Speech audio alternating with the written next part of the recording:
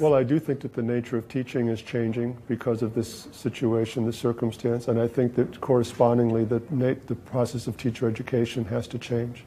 I don't know the situation in Argentina all that well, but in my own country I have to say that the process of teacher education has been slow to adapt to the changing circumstances of teaching itself. For example, if we think that technology is becoming more and more an important part of the classroom, that teachers have to be able to navigate, then technology has to be a bigger part of the teacher education process itself. And at my university, which I think considers itself to be a pretty technologically sophisticated university, I think that in fact technology doesn't play as big a part in the teacher education process as it should. I think teachers need to live and breathe technology. They have to be completely comfortable with it. And I think they leave their teacher education programs still needing to really learn about how to use and adapt technology for their classrooms, or they learn more about it once they actually start teaching than they did at university. And one reason is because many of us who are teacher educators were not ourselves trained through technology. And so it requires us to adapt our ways of teaching at the university to reflect more the ways that we want our teachers to teach. It's changing very slowly. I think it's changing too slowly in my country. And I mean, I can't speak for Argentina. It's not that different here.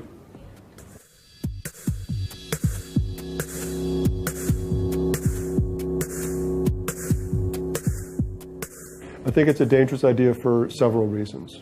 One is my own view of technology, which is that no technology solves a problem without creating a new problem. So I could give you many examples of that, but I mean, take the automobile. The automobile solved some really important problems, and the automobile has created lots of new freedoms and opportunities for us as a society over the last 100 years or so. But the automobile has also created a lot of problems. I think that's the story of technology. It's created to solve one problem, but we don't always anticipate the new problems that it creates. So technology is not going to solve all of education's problems without creating new problems, including the problem of the digital divide, of the difference or the gap in access between people who have access to the technology and the people who don't. That problem, the digital divide, isn't itself a technological problem. It's a problem of economics, it's a problem of investment, it's a problem of social opportunities more generally, and it's not going to be solved just by technologies. The second reason why I think it's a dangerous idea is that the problems of schools are not only problems of technology, and not all the problems that schools face can be solved through technologies. So again, gaps in funding by the state between different schools, gaps in the preparation of the kids who come to the school, gaps in the involvement of parents in their kids' schooling, and many, many other sources of inequality in society are not themselves technological problems and won't be solved by technology. So if we think that changing technology will solve these other problems, the danger is that we won't give enough attention as a society to these other sources of inequality in education, which are not themselves technological problems.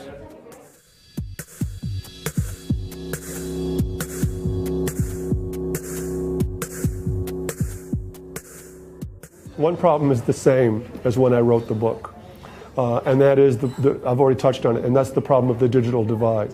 If anything, it's an even more serious problem today, because a life without technology today is a life without access to a lot of things, educationally, in terms of political participation, access to the news, access to job opportunities that are even more constraining than they were when I wrote that book.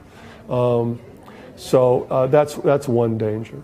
I also think that as technologies have become more and more a pervasive part of more and more things that we do, the dangers of surveillance, of a loss of privacy, the dangers of the government and corporations collecting information about us have become, I think, even more severe, because the amount of our lives that is online has grown and grown.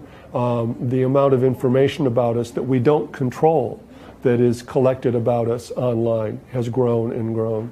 And so I think that issue is, if anything, even a more serious issue than it was when we wrote the book.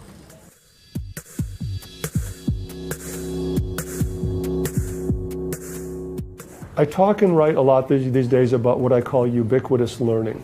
And the idea there is that learning is no longer confined to the school or the classroom. That we learn in more and more places. It's anytime, anywhere. When you carry the internet in your pocket, you can be learning more or less continually. At least the opportunity to learn is there more or less continually. So the school of the future will have to be much more connected with all the other places where learning happens. The media, the home, the workplace, the library, the coffee house, all the places where learning is happening that aren't necessarily part of the school itself. I think it's more and more important for the school to establish a relationship with these other learning environments or learning contexts, because schools don't have a monopoly anymore at controlling or shaping that learning.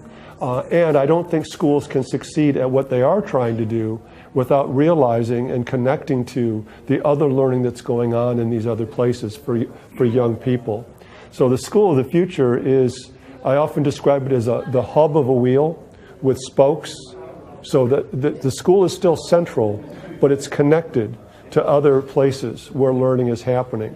So the school of the future is itself, I think, going to be a much more connected space, and where it both brings into it learning that takes place elsewhere, but also sends out its learning goals or activities into these other environments.